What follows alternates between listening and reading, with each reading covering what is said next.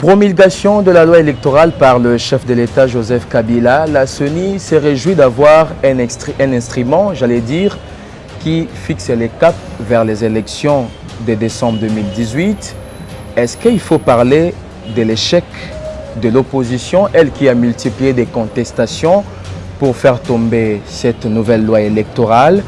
Mais dans un autre chapitre, il faut parler aussi de la décrispation du climat politique. Où en sommes-nous? Puisque cela fait partie du dernier chapitre de l'accord du 31 décembre.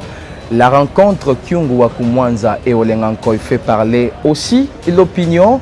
Sur le plateau au cœur des élections, l'honorable Lutundula, il est cofondateur du G7. Honorable, merci pour ces beaux cadres. Merci beaucoup. Il faut préciser que nous sommes reçus ici par le G7, puisque nous tournons l'émission dans ces beaux cadres du G7. Première question, nous allons à l'essentiel. La loi électorale a été promulguée par le chef de l'État en dépit des contestations. Échec ou réussite de la part de l'opposition? Permettez-moi de préciser une chose. La loi électorale existe toujours.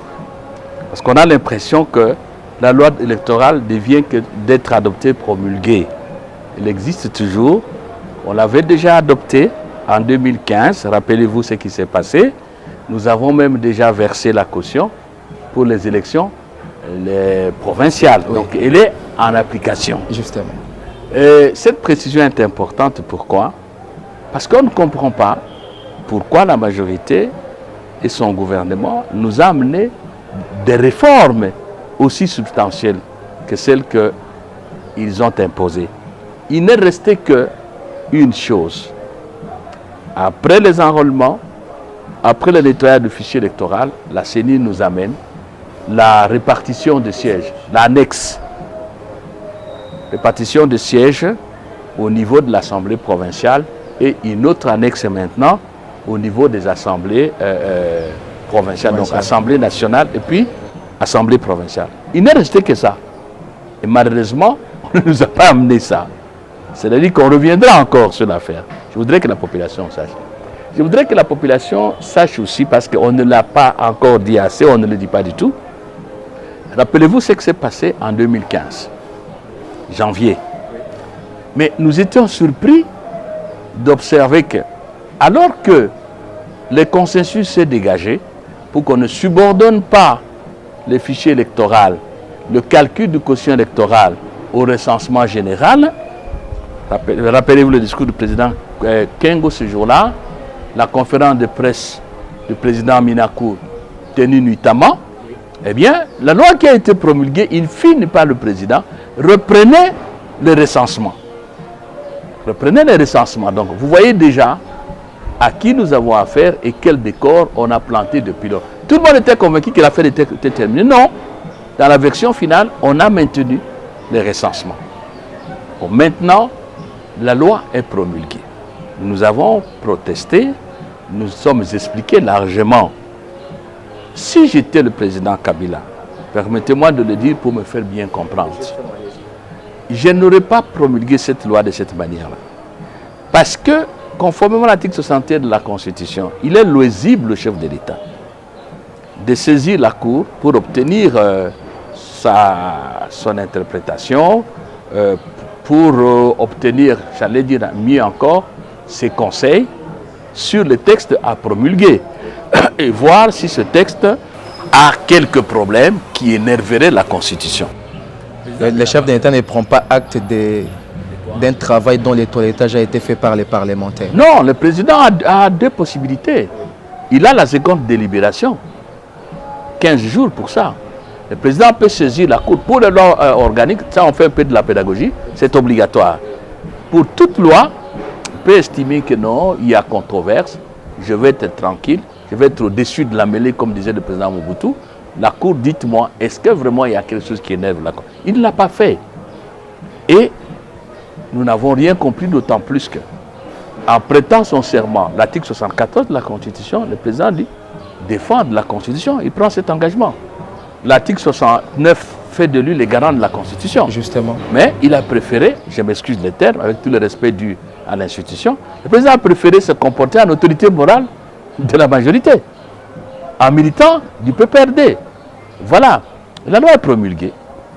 Quant à nous, quand je dis nous, opposition, députés, sénateurs, simples citoyens, nous disons que nous avons encore une possibilité.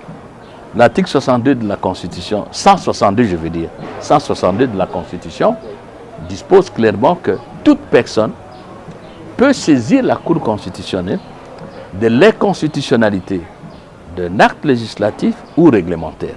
Toute personne. Vous croyez à cette Cour? On va y arriver, on va y arriver. Donc, si nous n'avons pas pu faire usage de l'article 161 qui nous permettait de saisir la Cour comme le chef de l'État avant la promulgation, et là on devait avoir 50 signatures de députés au moins, maintenant il y a une possibilité encore plus ouverte pendant 60 jours depuis la promulgation. Nous allons saisir la Cour constitutionnelle pour lui demander de constater en toute indépendance et impartialité l'inconstitutionnalité du seuil et d'extirper de la loi les seuils que la majorité a imposés. Bon, certainement que vous voulez savoir en quoi c'est inconstitutionnel. On en a parlé beaucoup, mais en quelques mots pour nos téléspectateurs. Le seuil de représentativité nationale ou provinciale veut dire ceci. Vous pouvez, dans votre circonscription, avoir 50 000, 40 000, 80% de voix si, pour le député national, son parti ou son regroupement n'a pas totalisé pour l'ensemble du pays 1%, si nous prenons 45 millions d'électeurs, disons qu'ils ont voté à 100%, ça signifie 450 000 voix exprimées, vos 50 000, vos 80% en poche, on ne vous prend pas. Mais on prend celui de la circonscription qui a peut-être 2000, j'exagère en disant 500, si son parti, à travers le pays, a le seuil de 1%. Au niveau de la province, c'est 3%. Vous voyez? Bon, ça veut dire qu'en fait, on a élu quelqu'un dans une circonscription, la population dit c'est Josué, notre élu, mais vous ne pouvez pas être là parce que vous n'avez pas au niveau national. Quel est le problème constitutionnel? L'article 101 de la Constitution dispose que les candidats sont présentés sur liste de partis politiques ou de regroupements politiques. Ils peuvent se présenter en indépendant. C'est là que commence le problème. Or, l'indépendant pour une élection n'est candidat que dans une circonscription. Comment va-t-on calculer le seuil national ou provincial pour lui? Parce qu'il n'y a pas de voix qui viennent d'ailleurs. Vous voyez? Au finish, ça veut dire quoi? Les seuils, c'est une autre condition d'éligibilité que l'indépendant ne pourra jamais remplir. Et donc, le seuil, ça devient une condition d'inéligibilité, pour mieux dire, une condition d'exclusion. Alors, honorable, la loi d'abord était un projet déposé par le gouvernement et l'Assemblée nationale a fait sa part. La majorité à l'Assemblée nationale a fait sa part. La majorité a fait sa part. Mais vous ne reconnaissez pas quand même que c'est la loi de la majorité qui domine? Je ne parle pas de cela. Elle n'a qu'à prendre cette responsabilité devant l'histoire et devant le peuple. Et je considère que la loi, je viens de vous expliquer, ne participe pas à la décrispation politique prévue dans l'accord que nous recherchons, nous tous. On va y revenir. Ça crée des frustrations. Vous êtes élus. Ils ont mis une incise, il faut préciser. Quelque part, considéré comme un mécanisme correcteur. Que voilà, s'il y a un candidat, une liste, qui a au moins la moitié de suffrages exprimés, on ne discute pas, on lui donne les sièges. Mais vous ne pouvez pas appliquer deux mesures sur la même matière et sur les mêmes citoyens qui ont les mêmes droits. Vous ne pouvez pas me dire à moi, vous devez remplir les seuils, mais à une autre personne, le seuil ne s'applique pas à vous. Non, ce n'est pas comme ça. Ou c'est le seuil, ou c'est rien. Vous voyez? Et ils considèrent ça comme un mécanisme correcteur. Ça ne viole pas moins la Constitution. D'autant plus qu'en réalité, avec le système de la proportionnelle, parce que le scrutin restait proportionnel, c'est difficile d'avoir soi-même la moitié de ce.